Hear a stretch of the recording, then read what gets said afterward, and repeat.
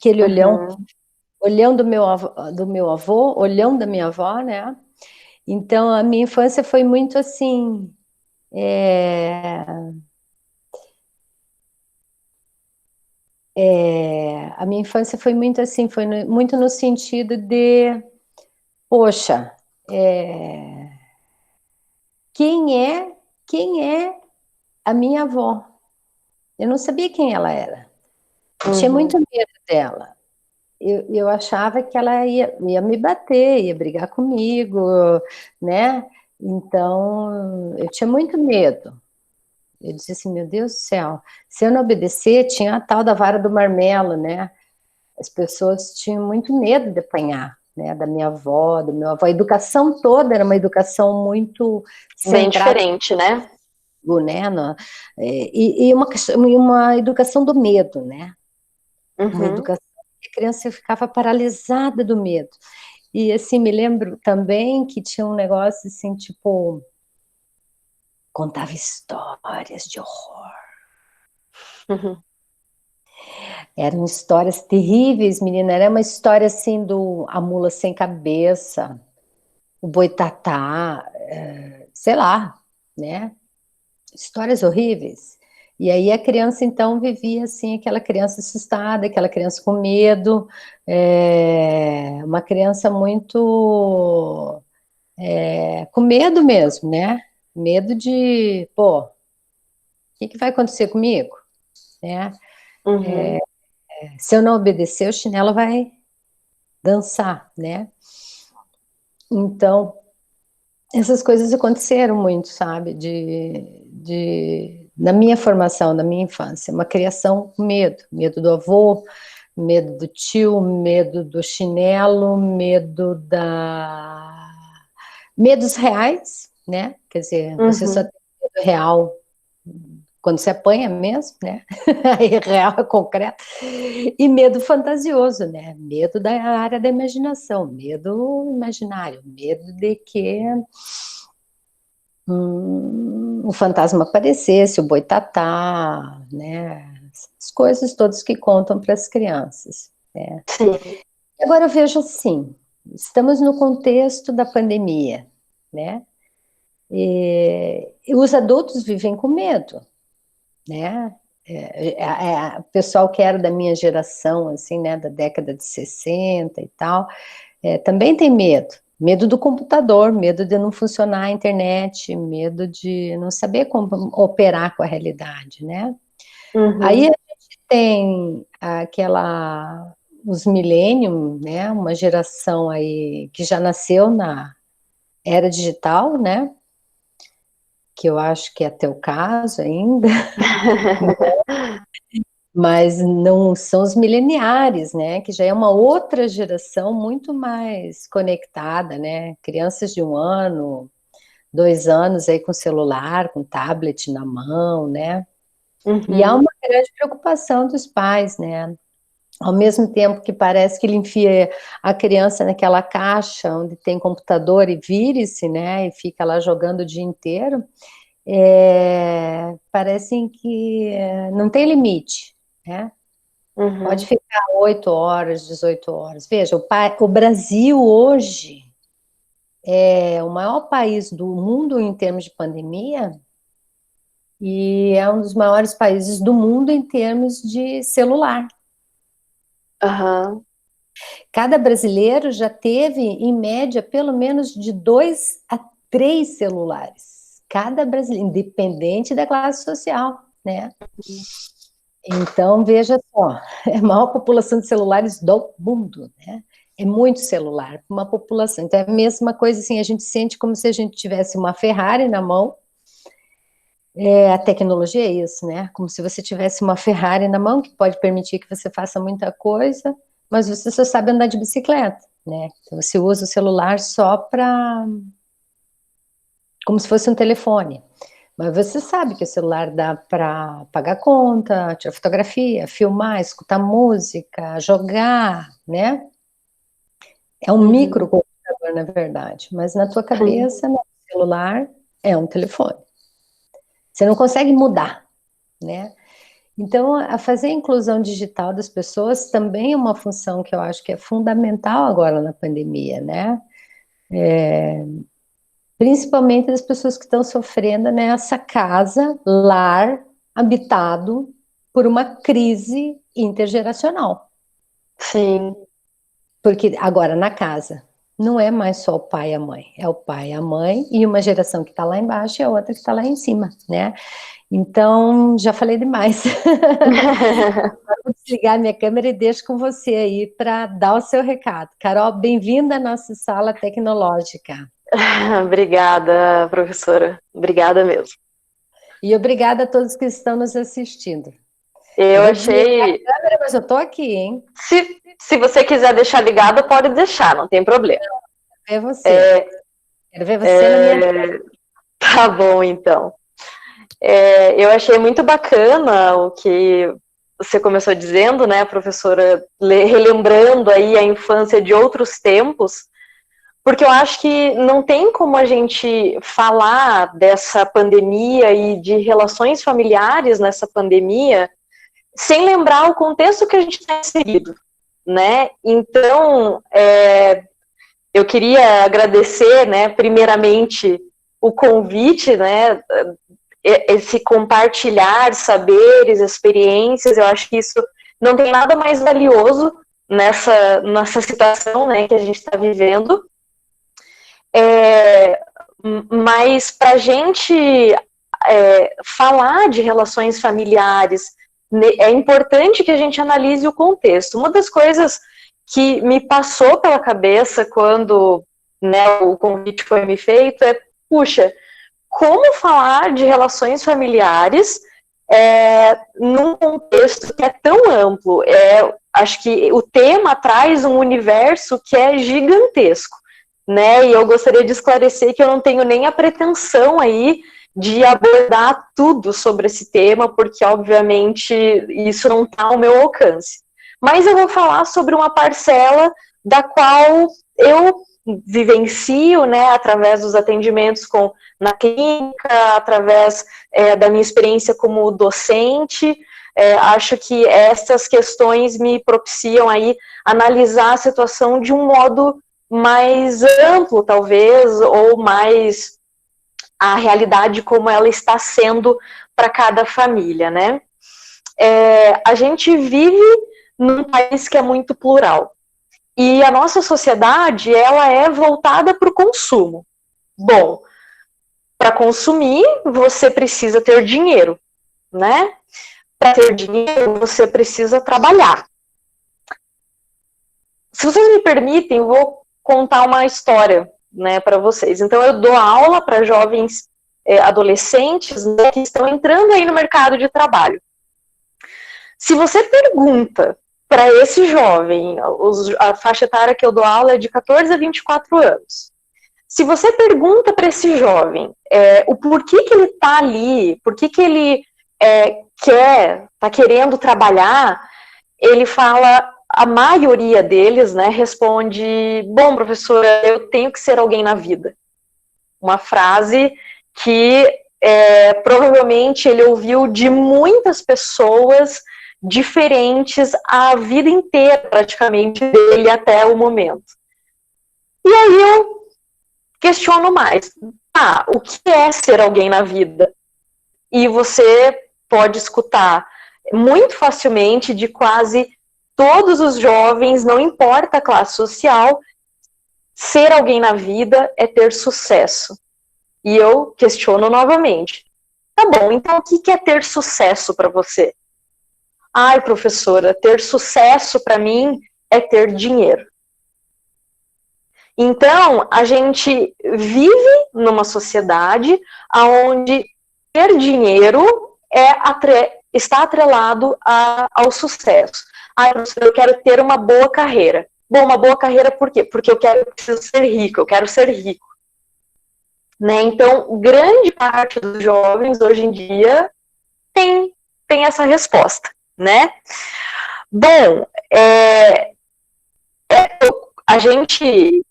Vamos falar de um período, então, antes da pandemia, né? Para a gente chegar nisso. Vamos ver se vocês conseguem acompanhar aí a minha linha de raciocínio. ano passado, na verdade, ano passado saiu um estudo onde aponta que o relatório da Organização Mundial da Saúde, em 2017, onde nem nos nossos piores pesadelos existia uma, né, pandemia por vir, em 2017, o Brasil tinha 11 milhões de pessoas depressivas, e mais de 11 milhões de pessoas depressivas, e mais de 18 milhões de pessoas com distúrbios de ansiedade, antes da pandemia, né? Então, assim, nem existia essa possibilidade ainda. Se a gente pega um país que está, né, que estava vindo arrastada numa crise econômica, que tem em si aí um período de crise, aí você soma uma crise política, aí você tem em cima disso um vírus, algo invisível para lutar contra isso. Quando a tua rotina, né, se a gente for analisar no contexto pré-pandemia, quando a sua rotina está ok, a tua capacidade de resolução de problemas, ela é super elevada. Ela é lá em cima. Aparece um problema, você consegue facilmente resolver. A nossa rotina, por ter a ilusão de que nós estamos no controle, né? Então, eu sei exatamente o que vai acontecer durante a minha semana.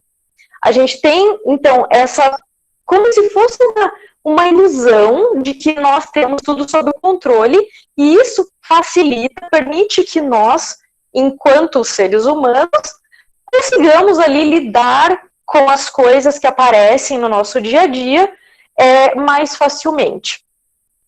Quando você tem uma situação de pandemia, né, como a pandemia ela chegou, ela fez assim, né? É como se ela tivesse feito isso aqui e devolveu a sua rotina para você. Quando você faz isso, quando você tem esse tipo de impacto, é muito difícil você dar uma resposta nova para algo que é chocante, que nos assusta no primeiro momento, algo que a gente não estava preparado. E aí acontece uma coisa que aquilo que sempre permeou a nossa vida, que se chama angústia, ela vai aparecer de uma forma mais intensa, né? A angústia, ela aparece na nossa vida de diferentes formas, em diferentes momentos, mas é como ela é um afeto que ela sempre está ali, né? A angústia pode aparecer como raiva, como fobia, medo, muito medo de alguma coisa, como ansiedade, como pensar muito no futuro, e agora o que vai ser. Então, existe algo que nos amedronta quando uma situação nova se coloca diante de nós, e nós não fazemos a mínima ideia de como lidar com isso. E do dia para a noite, a rotina muda, tudo que a gente tinha previamente sob controle é alterado. Se a gente for pensar que essa situação caótica de caos, por exemplo, né, uma situação de caos para uma pessoa que está em crise de pânico, aquele momento de crise de pânico é o caos para ela. Para quem tem crise de ansiedade, por exemplo, né, por exemplo, a crise de pânico, né, que é a ansiedade ao cubo. Uma pessoa que tem crise de pânico, ela afeta a respiração da pessoa e o coração. O batimento acelera, ela não consegue respirar direito, ou seja, estão em jogo 2 órgãos vitais, o pulmão e o coração. É por isso, e é daí que vem a vontade de morrer. Né? A vontade de morrer não, mas a sensação que vai morrer. Né? A pessoa entra quase que num transe, com essa coisa de não vou aguentar, vai acabar tudo daqui a pouco, vai acontecer uma tragédia daqui a pouco, né? Bom, a única forma de você lidar com uma angústia é uma das formas é você respirar, né? Muito se fala sobre a respiração, né? Então, você conseguir controlar a sua respiração é uma forma muito prática e fácil de você lidar com a ansiedade. Agora, quando você não consegue respirar, né? Os jovens às vezes me perguntam assim: ah, professor, então quer dizer que se eu controlar a minha respiração por o tempo todo na minha vida, eu nunca mais vou ter uma crise de ansiedade, ou eu nunca mais vou ser acometido pela angústia? Não. Porque a única forma da gente acalmar, aplacar a angústia, é falando sobre ela. Falar, tentar traduzir. Bom, então essa angústia, né, nós adultos temos uma certa facilidade para isso. Se a gente sentar para conversar com alguém, puxa, eu estou sentindo isso, tá difícil assim, a gente começa a deixar, né, a fuçar mais esse sentimento e a tentar traduzir, pôr em palavras. É só dessa forma que a gente consegue aplacar a angústia. Mas a gente está aqui para falar sobre relações familiares. E aí, se a gente for pensar que tudo isso, todo esse sentimento, essa questão da rotina, né? A pandemia faz assim, joga a rotina de volta para a gente, vem a angústia, a gente não sabe o que fazer, nós adultos. Agora vamos pegar o prisma de uma criança. A criança, ela consegue traduzir a angústia dela facilmente? Ela consegue falar o que ela está sentindo? Ela é fácil? Não é. Para a criança ela é um captador de emoções. Às vezes a gente acha que a criança ela não está percebendo nada, mas a realidade é que ela está ali, observando, atento a tudo ao seu redor. A criança ela é um radar. Quando acontece algo muito grande, ela saiu da escola. Ela parou de ir para a escola. O momento de lazer e aquele lugar enorme para ela correr e para ela extravasar a ansiedade dela, não existe mais. O que existe é dentro de casa, um espaço muito menor do que ela estava acostumado. É ali que ela vai passar agora o dia inteiro. A questão, o fato da nossa sociedade ser voltada para o consumo faz com que a gente se acostume a certas questões que são muito complicadas. Parafraseando, por exemplo, Marina Colasanti, ela diz que a gente se acostuma, né? A gente se acostuma a não sentir o gosto da comida porque a gente está lendo e-mail, a gente se acostuma a ir dormir, acordar muito cansado porque a gente foi dormir extremamente tarde, a gente se acostuma a fazer tudo correndo, cronometrado, a gente se acostuma a trabalhar 8 horas por dia em algo que a gente nem gosta tanto assim, e se dedicar àquilo, e colocar todo o nosso empenho naquilo, e é chegar em casa e entregar o que sobrou para as pessoas que estão ali, que são as pessoas mais importantes da nossa vida. A gente se acostuma, mas a gente não devia. A gente não devia se acostumar. É por isso que a pandemia, ela é uma grande oportunidade. Uma grande oportunidade de rever algumas coisas. Bom, né, alguns pais falam assim, bom, doutora, como que eu, então, vou... se meu filho não fala? Esses dias eu escutei uma experiência de uma mãe ela deixou o filho um pouquinho no quarto para fazer. Ela foi fazer outra coisa, né? Deixou o filho ali, brincando ou fazendo atividades da escola, e ela foi fazer outra coisa. Essa mãe voltou, na hora que essa mãe voltou para o quarto do filho, o filho tinha mais ou menos 6 anos. Ele tinha tirado absolutamente tudo dos armários, do guarda-roupa, da cama, não tinha nem mais lençol na cama. Ele tinha deixado o quarto dele completamente revirado.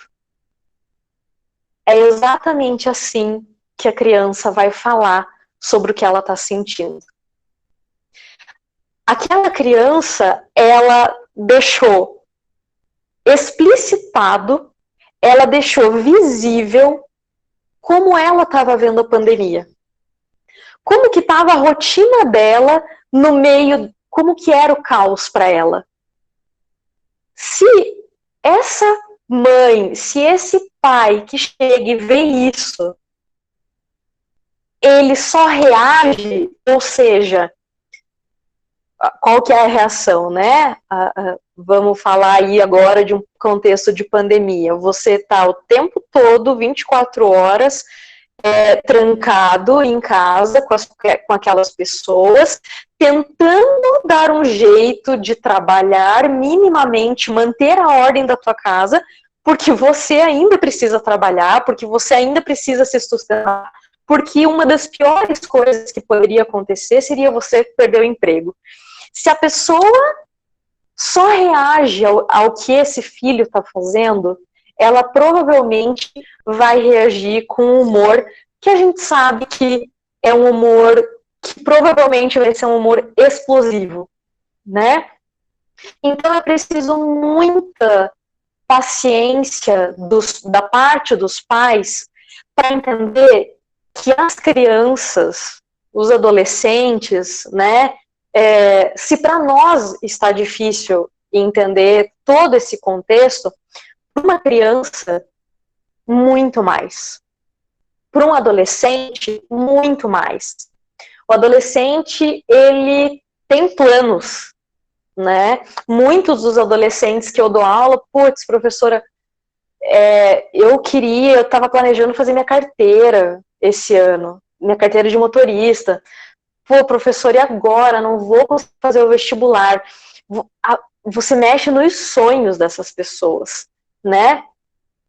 Eu achei muito interessante o seu exemplo, né, professora, quando você fala assim que a infância, a adolescência antigamente, né, a gente tinha, né, o olhar do pai, o olhar do avô era o suficiente para que a gente sentisse medo, né?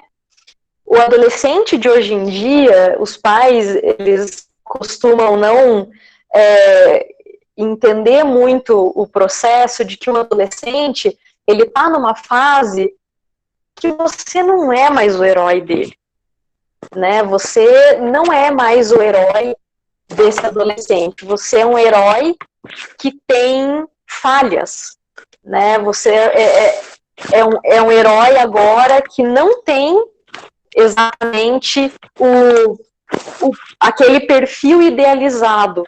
Você é um cara que tem falhas, e o adolescente, ele está começando a perceber isso, que você é uma pessoa que falha, né? Então, com o adolescente especificamente, é preciso negociar.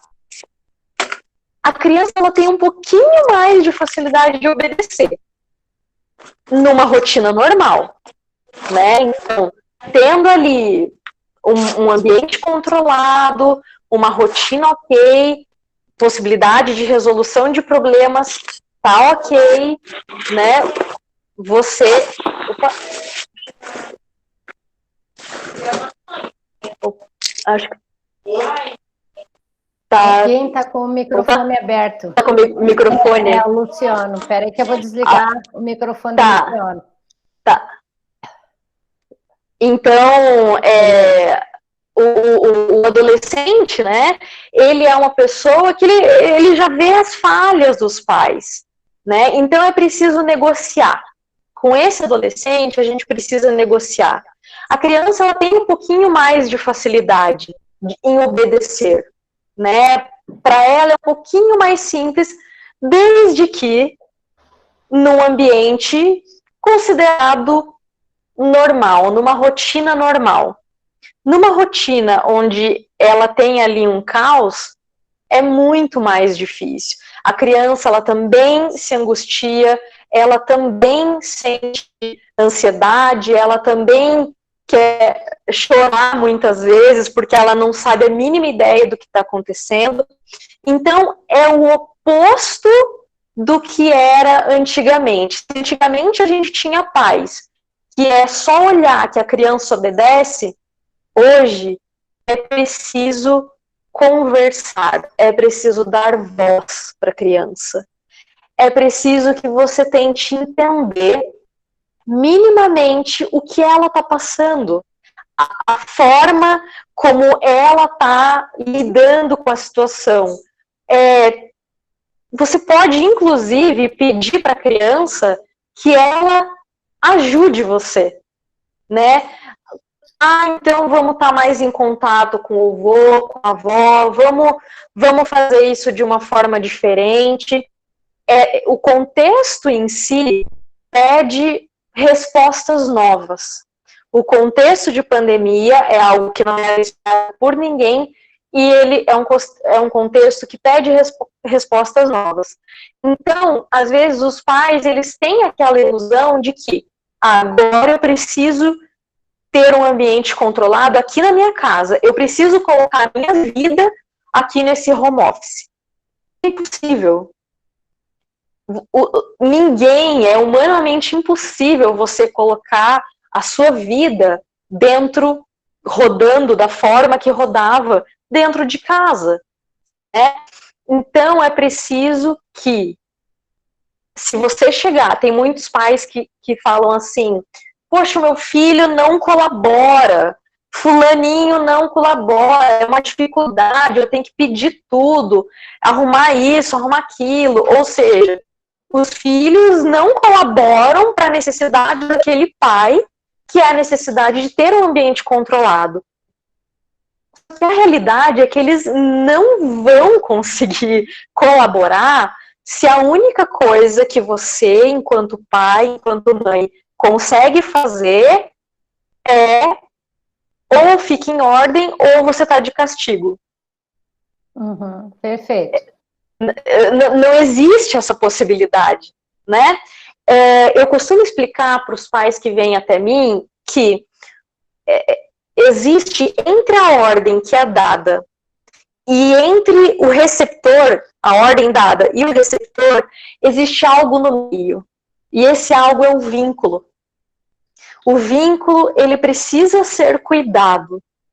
Se esse pai estava acostumado a ficar tantas horas fora de casa, a não ter, talvez, né, ali um processo de cuidar desse vínculo com o filho, não é agora, no contexto de pandemia, que dar a ordem e receber a ordem vai ser algo completamente sem problemas algum. Na verdade, existe, nesse vínculo, existe algo que é o ímã, é um ímã para a ordem fixar. O ímã para a ordem fixar se chama afeto. Se existe afeto, a ordem vai vir, ela vai ser entendida e vai existir uma colaboração. Mas se não existe afeto, não tem como existir colaboração, né? A única coisa que vai acontecer é você criar um ambiente ainda mais hostil, ainda mais estressante do que já está. Tanto a criança quanto o adolescente, eles estão ali, como nós, adultos, fazendo o que eles conseguem dar conta de fazer nesse momento. Então, eu gosto muito de usar a palavra, né, a possibilidade. Tem gente que acha, né, que na pandemia, achou que na pandemia, não, agora eu vou escrever minha tese de mestrado, agora eu vou escrever minha tese de doutorado, agora eu vou escrever, né, a minha monografia, as pessoas, né, produção. Eu preciso produzir.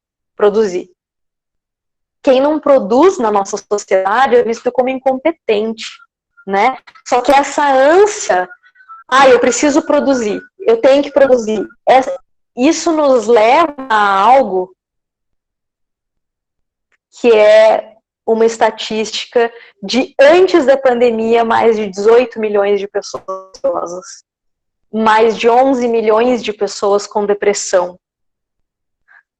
Talvez aí esteja alguma coisa que a gente precisa observar. A pandemia talvez tenha uma brecha, tá dando uma brecha, né? O que é possível a gente fazer?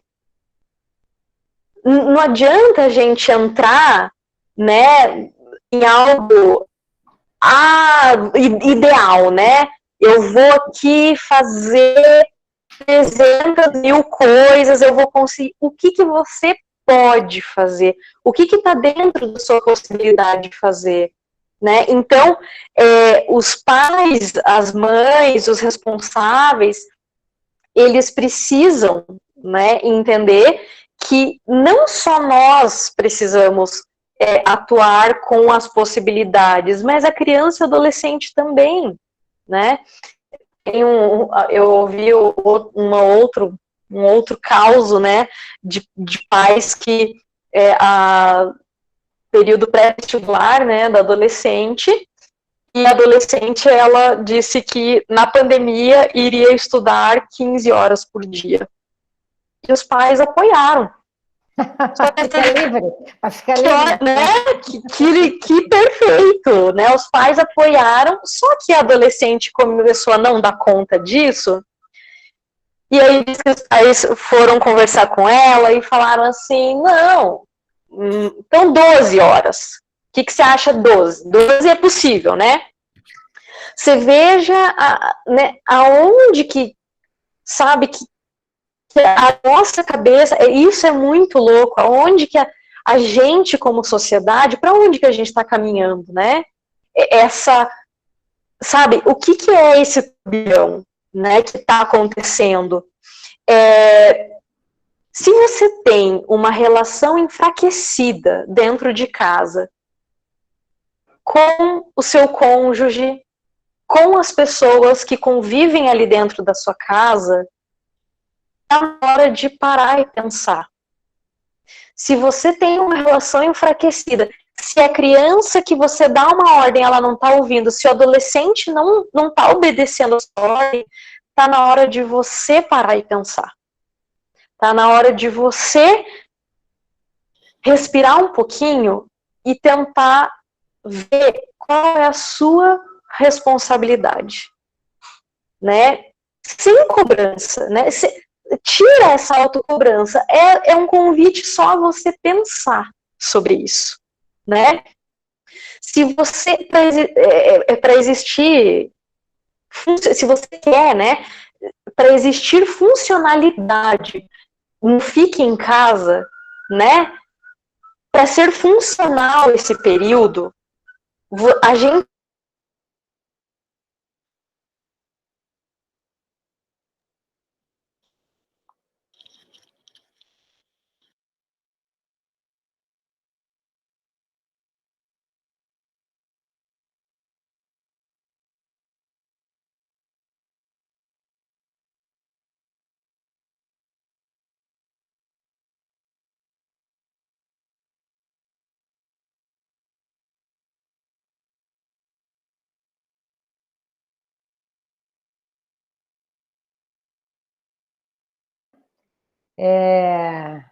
Eu vou pedir para a Carol sair e entrar de novo. Deixa eu ver se a Paula está por aí. Paula, você consegue ligar para a Carol, pedir para ela sair e voltar, porque travou aqui para mim? Eu concordo. Então, quem está ouvindo aí? faz assim, positivo operante. Obrigada, Paulo Roberto, família. Obrigada. Vocês estão tão confortáveis nesse sofá que dá vontade de sentar aí. Que delícia. Que família unida, que lindo. Parabéns. Tá uma fotografia linda de olhar. Aí não tem crise existencial, não. Tá todo mundo em harmonia, se dando bem. Hã? Tá todo mundo tranquilo, se respeitando. Não tá... Tá muito bom, muito bom. Vou mostrar a foto, como é que vocês estão aí, tá? Vocês vão ver a foto dentro da foto. É brincadeira. Vamos lá. É só para vocês verem como é que eu estou vendo vocês. É importante a gente se ver do outro lado. É meio assim, meio caótico, né? Mas, em todo caso, eu vou fazer um vídeo aqui, vou inverter minha câmera. Espera aí, espera aí, espera aí.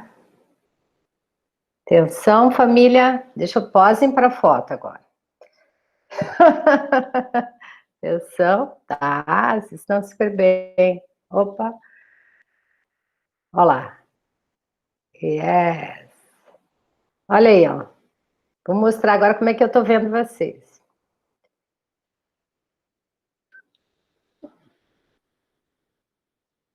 Estão vendo ou não?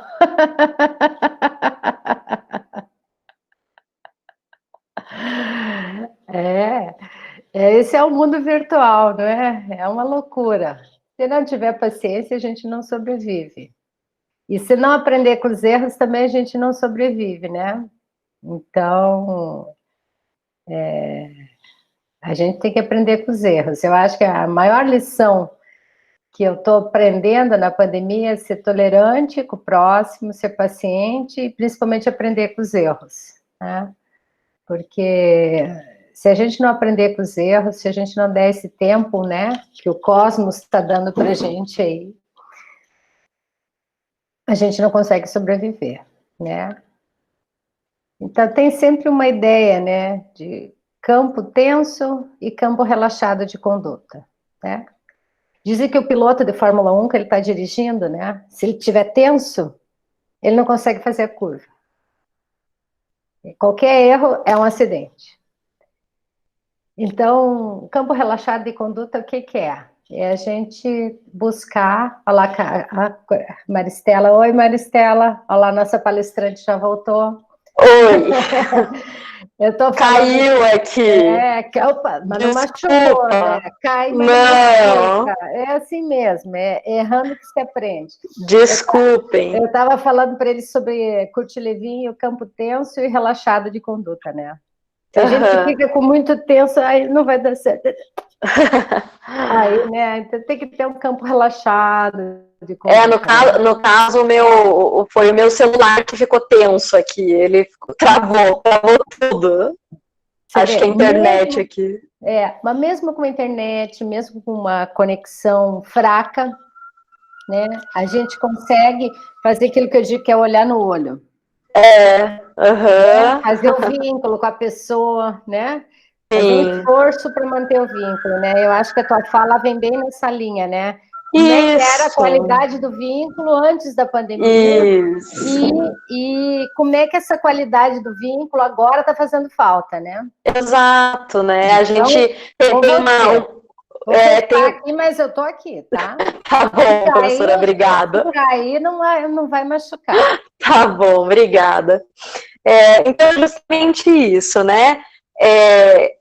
A qualidade do vínculo vai ser evidenciada, exponenciada na pandemia, né? Essa é a realidade. Então, só voltando, né, no raciocínio, se você tem ali um adolescente, uma criança que não está te ouvindo, é importante você se perguntar, né?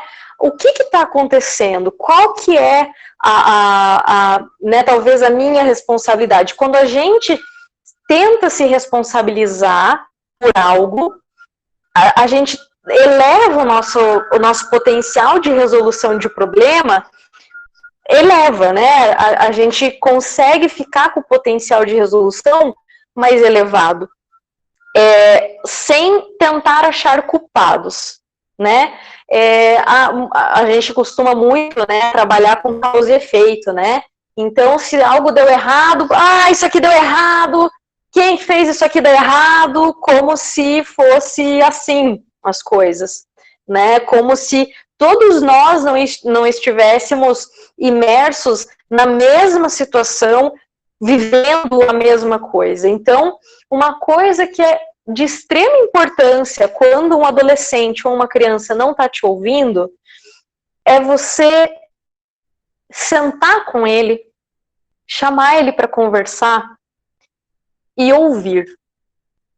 Eu gosto muito do escritor Rubem Alves, e ele tem um texto chamado Escutatória. Nesse texto, ele diz assim, eu sempre vi por aí muitos cursos de oratória, mas eu nunca vi um curso de escutatória. Muitas pessoas, a maioria das pessoas, está muito ansiosa com aprender a falar, mas ninguém está preocupado em aprender a ouvir. E ele começa a narrar uma situação. Então, ele estava indo de ônibus, né? E no ônibus, duas mulheres conversando.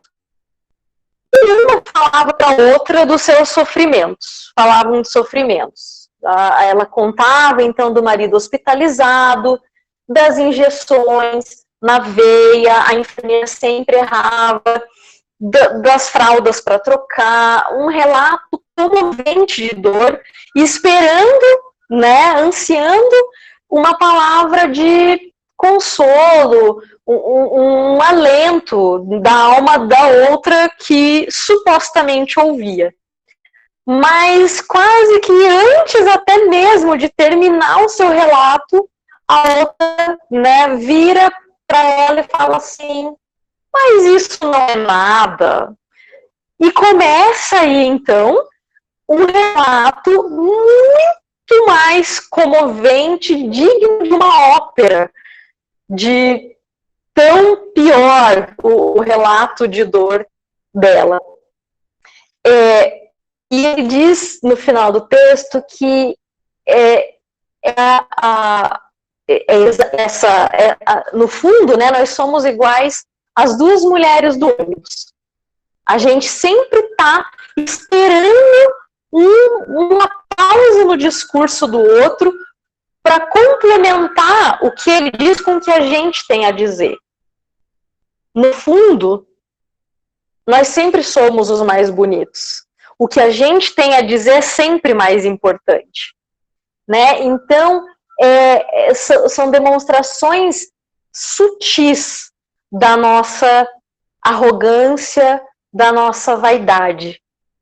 Se você quer começar algo novo, se você quer cuidar e tratar dos vínculos que você já tem, aprenda a ouvir.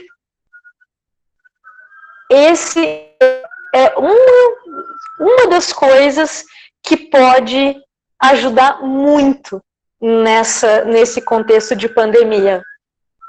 Mas meu filho não fala.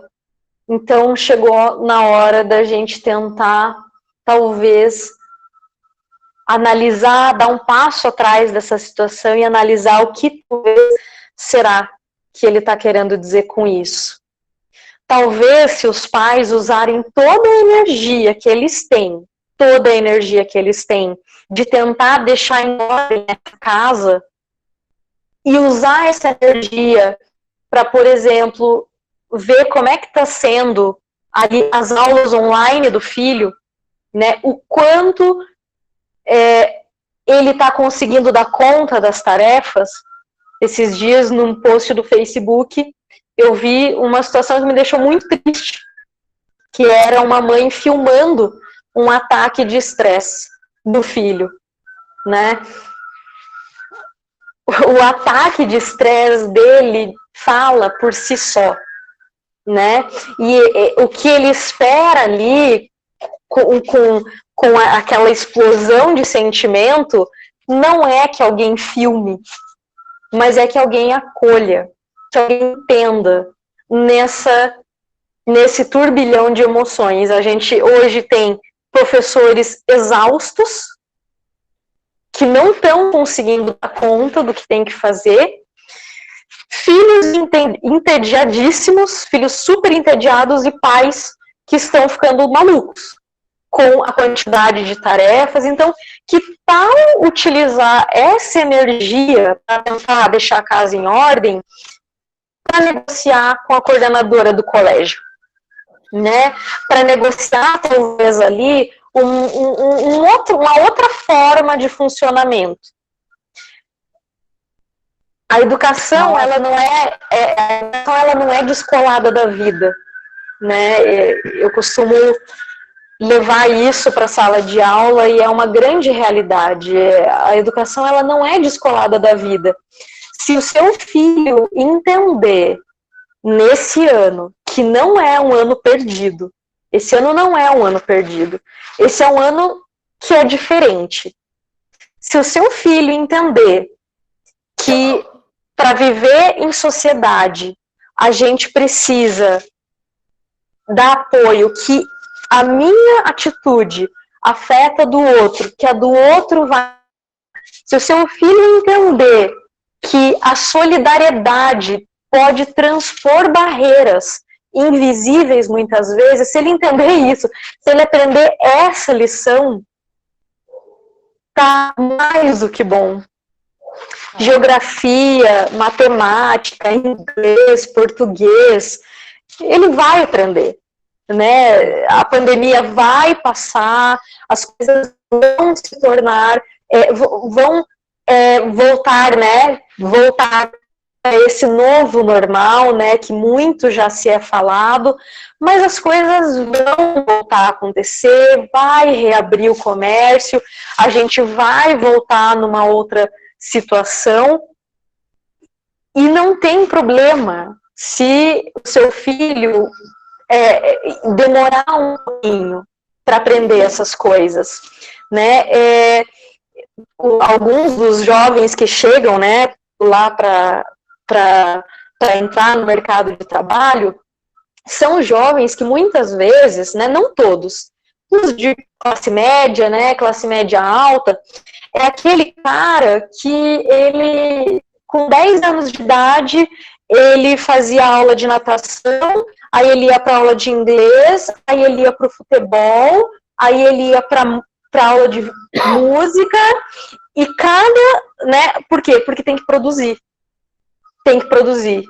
Tem que produzir.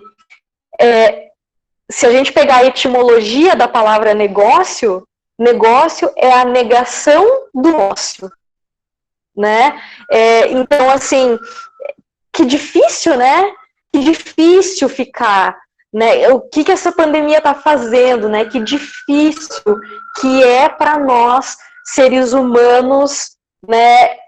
Imersos nessa sociedade capitalista, né? Com esse pensamento neoliberal, dessa coisa de tem que dinheiro, que difícil que é para a gente, de alguma forma, se acostumar a isso, a ficar em casa, né? É quase que uma violência, só que é uma violência ao contrário, porque parece que a pandemia, ela ajudou a gente a perceber que a violência era o que a gente fazia, não o que está acontecendo agora, né? Então, enfim, para finalizar a minha fala, tem um estudo que fala sobre a ludicidade do adulto. E o tema dessa live, né, dessa sala de bate-papo aqui, o tema que eu escolhi, né, foi as transformações possíveis na relação pais e filhos. A transformação possível começa a ser ouvir, essa é uma transformação possível. Outra transformação possível é a gente voltar a brincar, a jogar. Nossa, ó, boca, né? Falando, né, a gente num contexto, todo mundo estressado, sem saber o que vai ser no futuro. Bom, o que é possível fazer agora? Brincar, ele é instintivo. Ninguém ensina, né, um cachorro, um gato a brincar. É instinto. É instinto e está em você também. Não vai afetar grandemente a sua rotina você parar para jogar com seu filho. Você parar para prestar atenção ali no que ele está fazendo e que talvez a única coisa que ele queira é a tua atenção, é justamente a tua atenção. Não vai afetar, é algo que não afeta a mente, né? Se a gente for falar dos neurotransmissores, né, da serotonina, da ocitocina, brincar alivia o estresse. Brincar e jogar ajuda a gente a dormir melhor, né?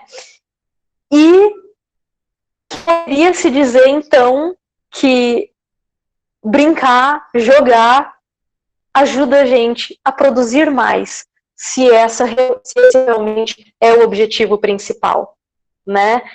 Jogar vai te ajudar a produzir mais. Brincar, rir, vai te ajudar a produzir mais. Então, acredito que essa pandemia, ela vem para nos ajudar a ver as coisas, talvez, de um outro ponto de vista.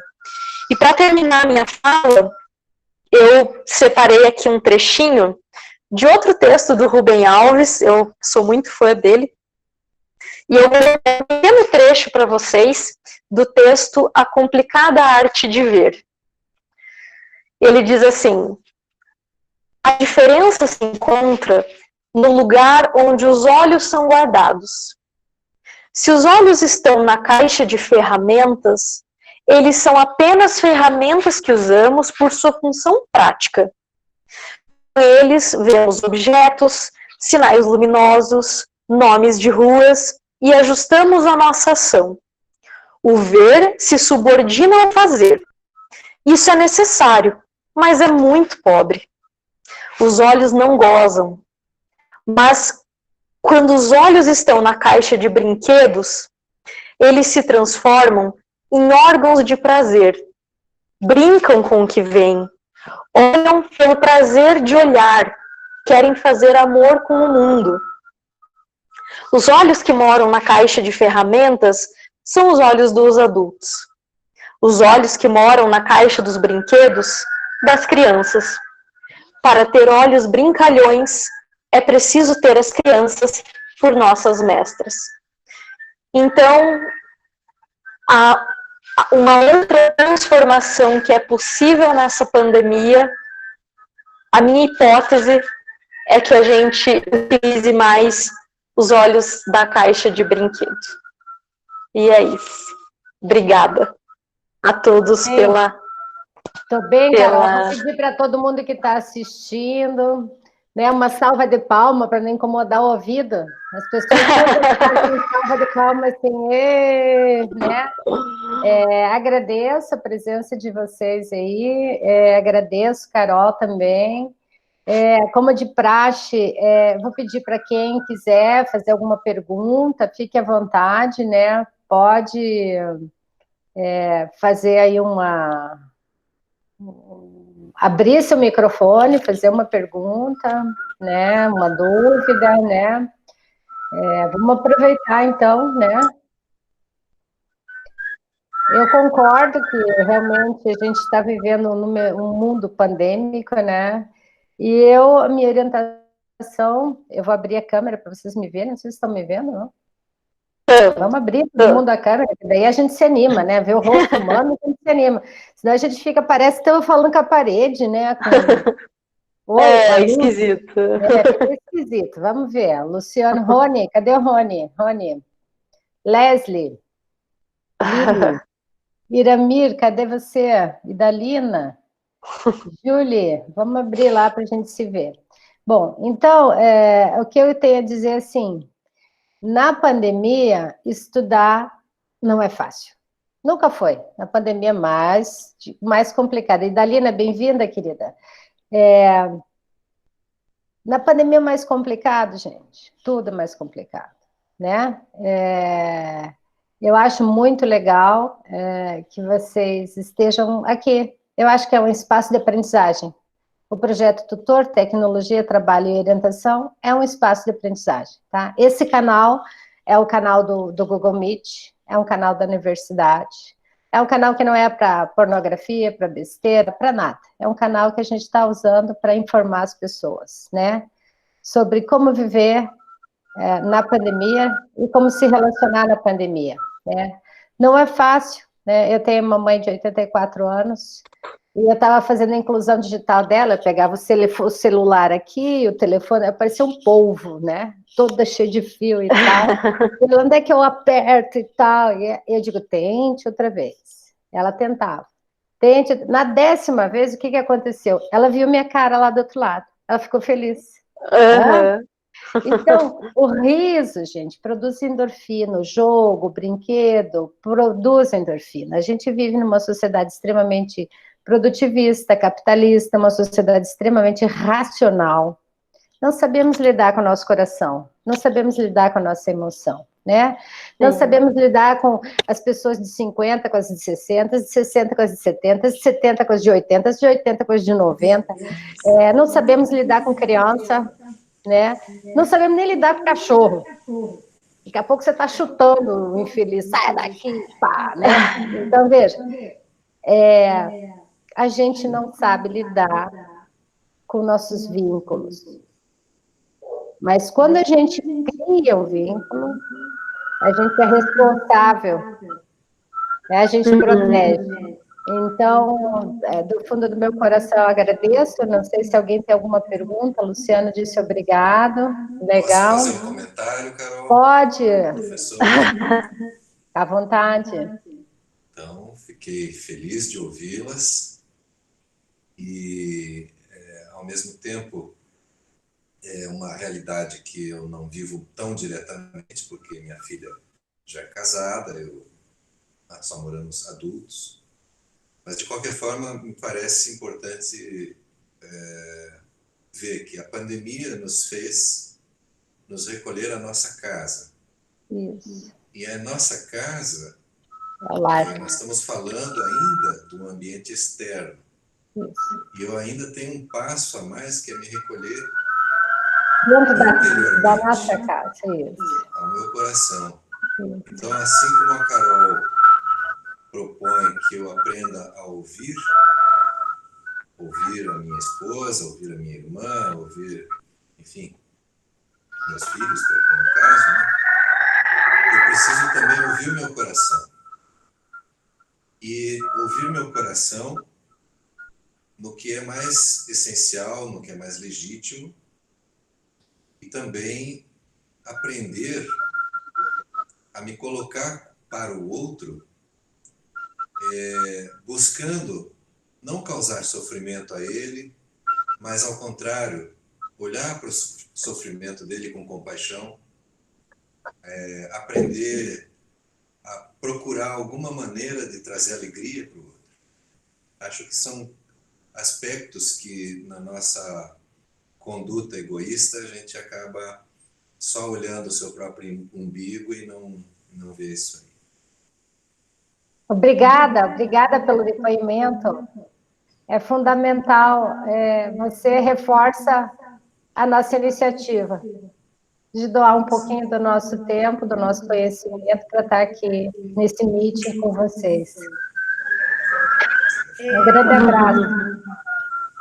Eu queria falar também, sou Ana Lúcia, né? Esposa do Paulo, minha cunhada. Eu acho que nessa pandemia, duas coisas, os dois extremos foram mais afetados. O extremo das crianças, tá? E dos idosos. Isso. Eu falo assim, a minha mãe, por exemplo, que tem 83 anos, ela tinha uma vida, assim, tinha um pilates, tinha a igreja, tinha... Você, né? Ela tinha atividades, entendeu? E agora ela está enfurnada numa gaiola, né? A gaiola de ferro. A gaiola de ferro. E o pior é que, no caso, a minha irmã, que cuida dela, junto com a diarista, que tem que fazer todo um planejamento, que aí a diarista não pode fazer isso, não pode fazer aquilo por causa do Covid, ela chega a um estágio de ficar no último dos últimos, né, do limite. Então, eu acho que essas faixas etárias foram as mais afetadas.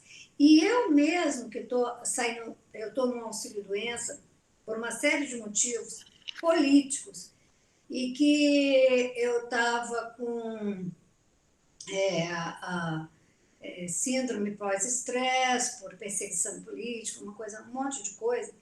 Eu me lembro que, quando começou a pandemia, a coisa piorou. É como se eu não voltei àquele fundo do poço que foi o início, entendeu? Mas eu me vi voltando, vamos dizer, ao invés de ser aqui, eu estava voltando aqui, entendeu?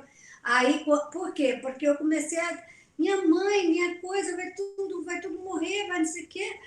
Sabe, assim, para, sabe? Eu tive que falar retomar a situação. Detesto falar um psicólogo, odeio. Está falando com 2, 3. Odeio falar 4. Com psicólogo por Tem videoconferência, por WhatsApp, por qualquer olho no coisa. olho, nem olho no olho. Só o olho, vai. Olha, mas presencialmente vai. Presencialmente vou na psiquiatra. Mas é muita coisa que começa a você ter que retomar de novo para emergir numa situação de certa normalidade, né? Eu estou uma aluna minha, obrigada, Maristela Cortinha, está acompanhando ali, psicóloga também, aluna de doutorado. O que eu estou dizendo, você está vendo, Carol, está embaixo de você. olha para cima que você vai ver. É uma brincadeira. Mas, assim, o que eu estou dizendo é, sem terapia não dá pandemia. Tem que ter terapia, né? E já falei isso para todos os meus alunos. Todo mundo tem que fazer terapia. Falei isso para minha família inteira. Todo mundo tem que fazer terapia. Psicólogo não morde, né? Deixa eu ver. Não morde não, né? Tem dente, mas é uma mordida, como diz um aluno meu, é uma mordida sem dente. Não machuca. Né? É de levinho. Carol, responde lá, meu bem. Tem mais alguma questão, Idalina? Idalina tá ali bonita, gostei, tá num lugar quente, tá só de camiseta e nós aqui tudo coberta, Idalina.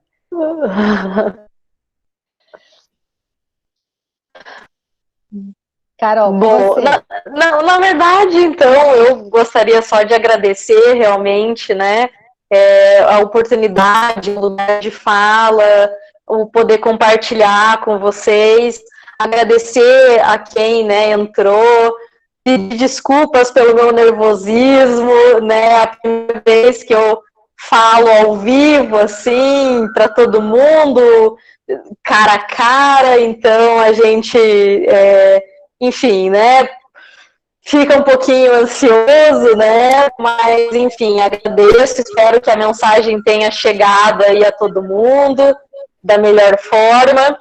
E espero, né, e desejo a todos vocês que a gente consiga, nesse tempo aí, rever algumas coisas, né, rever coisas do nosso cotidiano, para que esse novo normal, ele seja o melhor possível, né? Não é fantasia a gente olhar para o futuro e almejar algo melhor.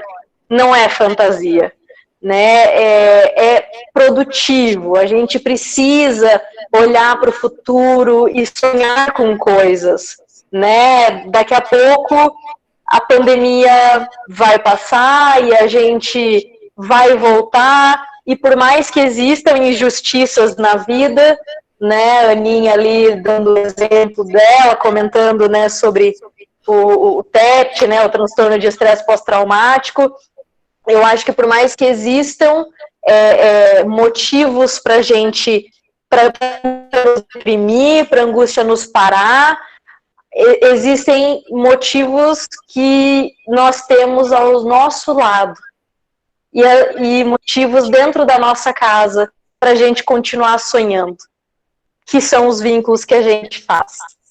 Então é isso, obrigada, professora, pelo convite. Obrigada a todo mundo. Aplausinho mudo. Tchau, gente. Obrigada, eu vou viu? colocar aqui no chat o contato da Carol. Aí, Dalina. Oi, Dani. Eu quero... Posso falar? Pode. Então, eu quero só agradecer a vocês, agradecer pelo convite que a Carol nos fez e por todos, pela professora Maria Sara, né? Isso. E por tudo. Eu perdi parte ali do depoimento, porque caiu aqui também a internet, mas foi muito bom, foi de grande aprendizado, gostei muito de ouvi-las. Espero sempre poder contar com isso para eu poder sempre aprender cada vez mais. Gostei muito das falas, é por aí mesmo, é respirar, é tentar manter esse vínculo, tudo certo. Gostei muito mesmo. Aonde você está? Me mate a curiosidade, Dalina. Onde é que você está que está quentinho? Por causa do quentinho, estou no meu quarto, mas eu estou com um roupão aqui embaixo. Não, mas que cidade do Brasil? Você está onde? Não, em Curitiba mesmo. Meu Deus, eu estou na praia morrendo de frio.